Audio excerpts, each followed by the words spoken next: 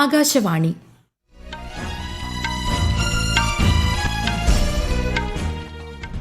നമസ്കാരം.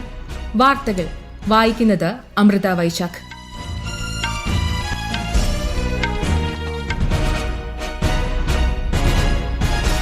പ്രധാന വാർത്തകൾ. പശ്ചിമേഷ്യൻ സംഘർഷം രാജ്യത്ത് സൃഷ്ടിച്ച പ്രതിസന്ധി മറികടക്കാൻ ജനങ്ങൾ ഒറ്റക്കെട്ടായി നിലകൊള്ളണമെന്ന് പ്രധാനമന്ത്രി നരേന്ദ്രമോദി. ഇന്ധന ഉപഭോഗവും വിദേശ നാണ്യ വിനിമയവും കുറയ്ക്കണമെന്നും പ്രധാനമന്ത്രി. കേരളത്തിന്റെ പുതിയ മുഖ്യമന്ത്രി ആരെന്ന കാര്യത്തിൽ അനിശ്ചിതത്വം തുടരുന്നു. ചർച്ചകൾ തുടർന്ന് കോൺഗ്രസ് ഹൈക്കമാൻഡ്. അസം മുഖ്യമന്ത്രിയായി ഹിമന്ത ബിശ്വ ശർമ്മ സത്യപ്രതിജ്ഞ ചെയ്ത് ചുമതലയേറ്റു.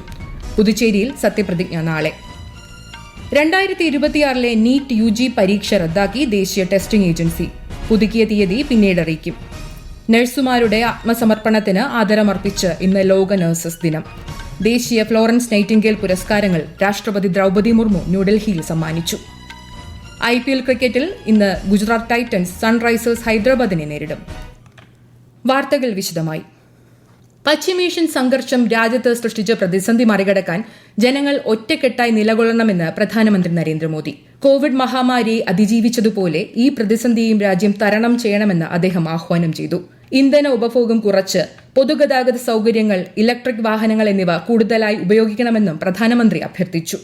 സ്ഥിതിഗതികൾ സാധാരണ നിലയിലെത്തുന്നതുവരെ സ്വർണം വാങ്ങുന്നത് ഒഴിവാക്കാൻ ശ്രമിക്കണം.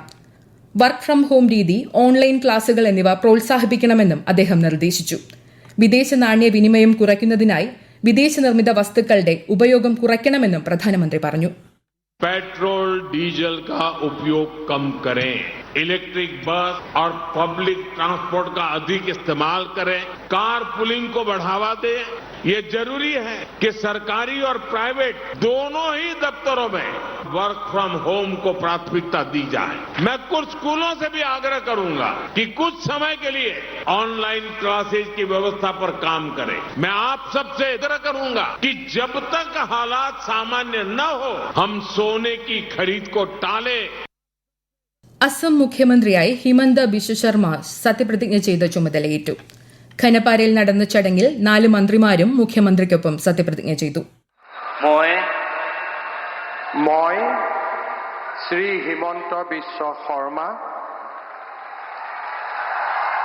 ঈশ্বৰৰ নামত শপত লওঁ যে বিধিৰ দ্বাৰা স্থাপিত ভাৰতৰ সংবিধানৰ প্ৰতি মই প্ৰকৃত বিশ্বাস আৰু আনুগত্য পোষণ কৰিম. പ്രധാനമന്ത്രി നരേന്ദ്രമോദി, കേന്ദ്ര ആഭ്യന്തരമന്ത്രി അമിത്ഷാ തുടങ്ങിയ പ്രമുഖർ സത്യപ്രതിജ്ഞാ ചടങ്ങിൽ പങ്കെടുത്തു. 126 അംഗ അസം നിയമസഭയിൽ 102 സീറ്റ് നേടിയാണ് ഹിമന്ത ബിശ്വ ശർമ്മയുടെ നേതൃത്വത്തിലുള്ള NDA സർക്കാർ അസമിൽ ഭരണം നിലനിർത്തിയത്. പുതുച്ചേരിയിൽ മുഖ്യമന്ത്രിയായി N. രംഗസ്വാമി നാളെ സത്യപ്രതിജ്ഞ ചെയ്യും. 30 അംഗ നിയമസഭയിൽ 18 സീറ്റ് നേടിയാണ് NDA സഖ്യം പുതുച്ചേരിയിൽ തുടർഭരണം ഉറപ്പിച്ചത്.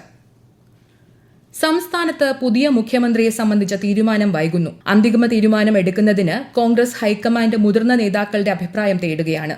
KPCC മുൻ അധ്യക്ഷന്മാരിൽ നിന്നും നിലവിലെ വർക്കിംഗ് പ്രസിഡന്റുമാരിൽ നിന്നും ഹൈക്കമാൻഡ് അഭിപ്രായം സ്വീകരിക്കും. നിയമസഭാ തെരഞ്ഞെടുപ്പ് ഫലം പുറത്തുവന്ന ശേഷം 8 ദിവസം കടന്ന സാഹചര്യത്തിൽ മുഖ്യമന്ത്രി പ്രഖ്യാപനം അധികം വൈകില്ലെന്നാണ് സൂചനകൾ. തമിഴക വെട്രിക്കഴകം നേതാവ് JCD പ്രഭാകരനെ തമിഴ്നാട് നിയമസഭാ സ്പീക്കറായി തെരഞ്ഞെടുത്തു. സ്പീക്കർ സ്ഥാനത്തേക്ക് എതിരില്ലാതെയാണ് അദ്ദേഹം തിരഞ്ഞെടുക്കപ്പെട്ടത്. നിയമസഭയിൽ ഭൂരിപക്ഷം തെളിയിക്കാൻ മുഖ്യമന്ത്രി ജോസഫ് വിജയ്ക്ക് നാളെ വരെയാണ് സമയം. തമിഴ്നാട്ടിൽ ആരാധനാലയങ്ങൾക്കും വിദ്യാഭ്യാസ സ്ഥാപനങ്ങൾക്കും ബസ് സ്റ്റാൻഡുകൾക്കും സമീപം 500 മീറ്റർ ചുറ്റളവിൽ പ്രവർത്തിക്കുന്ന മദ്യവിൽപ്പനശാലകൾ അടച്ചുപൂട്ടാൻ മുഖ്യമന്ത്രി ജോസഫ് വിജയ് ഉത്തരവിട്ടു.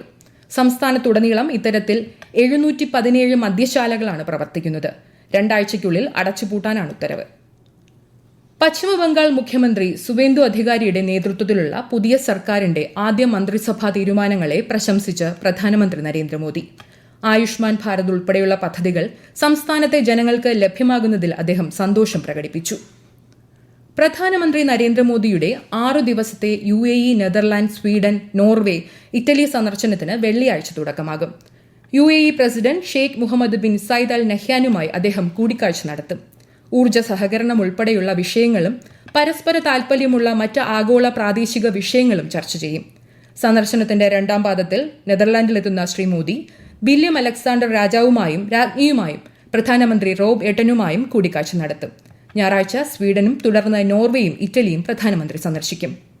ഈ വാർത്തകൾ ആകാശവാണിയിൽ നിന്ന്.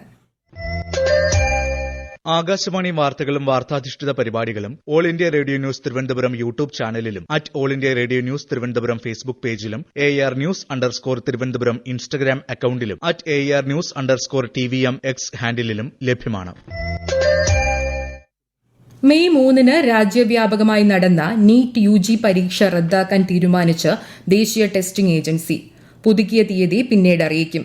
പരീക്ഷാ നടത്തിപ്പിൽ ക്രമക്കേട് നടന്നതായുള്ള ആരോപണങ്ങളെക്കുറിച്ച് CBI അന്വേഷണം ഏർപ്പെടുത്താനും കേന്ദ്ര സർക്കാർ തീരുമാനിച്ചു. ആരോഗ്യരംഗത്തിനായി ആത്മസമർപ്പണം ചെയ്യുന്ന നഴ്സുമാർക്ക് ആദരമർപ്പിച്ച് ഇന്ന് ലോക നഴ്സസ് ദിനം. ആധുനിക നഴ്സിംഗിന്റെ ശില്പി ഫ്ലോറൻസ് നൈറ്റിംഗേലിന്റെ ജന്മദിനമാണ് നഴ്സിംഗ് ദിനമായി ലോകം ആചരിക്കുന്നത്. ദിനാചരണത്തോടനുബന്ധിച്ച് ദേശീയ ഫ്ലോറൻസ് നൈറ്റിംഗേൽ പുരസ്കാരങ്ങൾ രാഷ്ട്രപതി ദ്രൌപദി മുർമു ന്യൂഡൽഹിയിൽ സമ്മാനിച്ചു. നഴ്സിംഗ് മേഖലയിൽ വിശിഷ്ട സംഭാവനകൾ നൽകിയ 15 പേർ രാഷ്ട്രപതിയിൽ നിന്നും പുരസ്കാരം ഏറ്റുവാങ്ങി. കേന്ദ്ര ആരോഗ്യമന്ത്രി JP നദ്ദ ഉൾപ്പെടെയുള്ള പ്രമുഖർ ചടങ്ങിൽ പങ്കെടുത്തു. സെൻസസ് 2027മായി ബന്ധപ്പെട്ട സെൽഫ് എന്യൂമറേഷൻ നടപടികൾ സംസ്ഥാനത്ത് ജൂൺ 16 മുതൽ 30 വരെ നടക്കും. ജൂലൈ 1 മുതൽ 30 വരെയാണ് സെൻസസ് ഒന്നാം ഘട്ട നടപടികൾ. വീടുകളുടെ സെൻസസും പട്ടിക തയ്യാറാക്കലുമാണ് ആദ്യഘട്ടത്തിൽ നടക്കുക. നടപടികളുമായി ജനങ്ങൾ പൂർണ്ണമായി സഹകരിക്കണമെന്ന് സർക്കാർ നിർദ്ദേശിച്ചു. വിവരശേഖരണ സമയത്ത് കൃത്യവും പൂർണ്ണവും വ്യക്തവുമായ വിവരങ്ങൾ സെൻസസ് ഉദ്യോഗസ്ഥർക്ക് കൈമാറേണ്ടതാണ്. വിശദാംശങ്ങളിലേക്ക്. സെൻസസ് ഉദ്യോഗസ്ഥർ ചോദിക്കുന്ന ചോദ്യങ്ങൾക്ക് കൃത്യമായ മറുപടി നൽകാൻ ഓരോ വ്യക്തിയും നിയമപരമായി ബാധ്യസ്ഥരാണ്. വിവരശേഖരണത്തിനായി എത്തുന്ന ഉദ്യോഗസ്ഥർക്ക് വീടുകളിലും സ്ഥാപനങ്ങളിലും പ്രവേശനം അനുവദിക്കേണ്ടതാണ്. സെൻസസ് ആവശ്യങ്ങൾക്കായി അടയാളങ്ങളോ നമ്പറുകളോ പതിപ്പിക്കാൻ അവരെ അനുവദിക്കണം. സെൻസസ് ഉദ്യോഗസ്ഥർ ശേഖരിക്കുന്ന വിവരങ്ങൾ അതീവ രഹസ്യമായി സൂക്ഷിക്കും. നിയമപരമായ നടപടികൾക്കല്ലാതെ ഇവ സിവിൽ ക്രിമിനൽ കേസുകളിൽ തെളിവായി ഉപയോഗിക്കാൻ കഴിയില്ല. സെൻസസ് നടപടികൾ തടസ്സപ്പെടുത്തുന്നവർക്കും മനഃപൂർവ്വം തെറ്റായ വിവരങ്ങൾ നൽകുന്നവർക്കും 1000 രൂപ വരെ പിഴ ശിക്ഷ ലഭിക്കാവുന്നതാണ്. ഔദ്യോഗിക കൃത്യനിർവഹണം തടസ്സപ്പെടുത്തുന്ന സെൻസസ് ഉദ്യോഗസ്ഥർക്കും നിയമപ്രകാരം 3 വർഷം വരെ തടവ് ലഭിക്കാൻ വ്യവസ്ഥയുണ്ട്. ഭവനസ്ഥിതി, അടിസ്ഥാന സൌകര്യങ്ങൾ, സാമ്പത്തിക പ്രവർത്തനം, മതം, സാക്ഷരത, കുടിയേറ്റം തുടങ്ങിയ വിവിധ മേഖലകളിലെ വിവരശേഖരണമാണ് സെൻസസിലൂടെ ലക്ഷ്യമിടുന്നത്. News desk, Akashvani. പശ്ചിമബംഗാൾ മുഖ്യമന്ത്രി സുബേന്ദു അധികാരിയുടെ പേഴ്സണൽ അസിസ്റ്റന്റ് ചന്ദ്രനാഥ് രഥിന്റെ കൊലപാതകത്തിൽ അന്വേഷണം ഏറ്റെടുത്ത CBI. സംസ്ഥാന പോലീസിന്റെ ശുപാർശയെ തുടർന്നാണ് നടപടി. IPL ക്രിക്കറ്റിൽ ഇന്ന് ഗുജറാത്ത് ടൈറ്റൻസ് സൺറൈസേഴ്സ് ഹൈദരാബാദിനെ നേരിടും. രാത്രി 7:30 അഹമ്മദാബാദിലാണ് മത്സരം. US ഇറാൻ വെടിനിർത്തൽ കരാർ പ്രതിസന്ധിയിലെന്ന് അമേരിക്കൻ പ്രസിഡന്റ് ഡൊണാൾഡ് ട്രംപ്. ഇറാനുമേലുള്ള ഉപരോധങ്ങൾ നീക്കുക, ഹോർമൂസ് കടലിടുക്കിലെ ഇറാന്റെ അധികാരം അംഗീകരിക്കുക തുടങ്ങിയ ആവശ്യങ്ങൾ ട്രംപ് തള്ളി. ഇറാന്റെ നിബന്ധനകൾ അംഗീകരിക്കാനാവില്ലെന്ന് ട്രംപ് പ്രഖ്യാപിച്ചതോടെ ആഗോള വിപണിയിൽ എണ്ണവില കുതിച്ചുയർന്നു. ബ്രെന്റ് ക്രൂഡ് ഓയിൽ വില 4% വർദ്ധിച്ച് ബാരലിന് $105 മുകളിലെത്തി. ചരിത്രത്തിലെ ഏറ്റവും വലിയ ഊർജ്ജ പ്രതിസന്ധിയാണ് ലോകത്തിനു മുന്നിലുള്ളതെന്ന് സൌദി അരാംകോ മുന്നറിയിപ്പ് നൽകി. ഹോർമൂസ് കടലിടുക്ക് ഉടൻ തുറന്നാൽ പോലും എണ്ണവില സാധാരണ രീതിയിലെത്താൻ 2027 വരെ കാത്തിരിക്കേണ്ടി വരുമെന്നും അരാംകോ ആശങ്ക പങ്കുവച്ചു.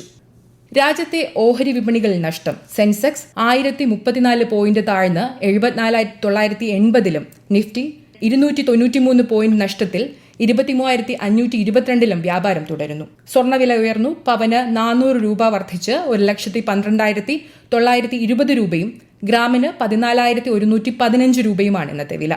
സംസ്ഥാനത്ത് ചിലയിടങ്ങളിൽ ശക്തമായ മഴയ്ക്ക് സാധ്യത. തെക്കുപടിഞ്ഞാറൻ ബംഗാൾ ഉൾക്കടലിൽ രൂപപ്പെട്ട ന്യൂനമർദ്ദം അടുത്ത 48 മണിക്കൂറിനുള്ളിൽ കൂടുതൽ ശക്തിപ്പെടാൻ സാധ്യതയുണ്ട്. പ്രധാന വാർത്തകൾ വീണ്ടും.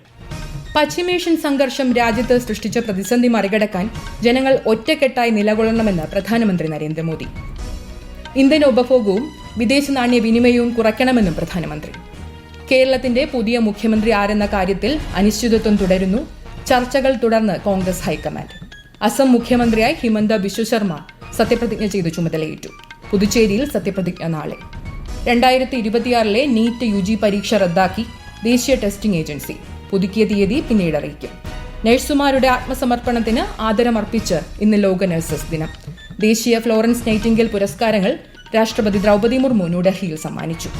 IPL ക്രിക്കറ്റിൽ ഇന്ന് ഗുജറാത്ത് ടൈറ്റൻസ് സൺറൈസേഴ്സ് ഹൈദരാബാദിനെ നേരിടും. വാർത്തകൾ കഴിഞ്ഞു. അടുത്ത വാർത്താ പ്രക്ഷേപണം വൈകുന്നേരം 6:30.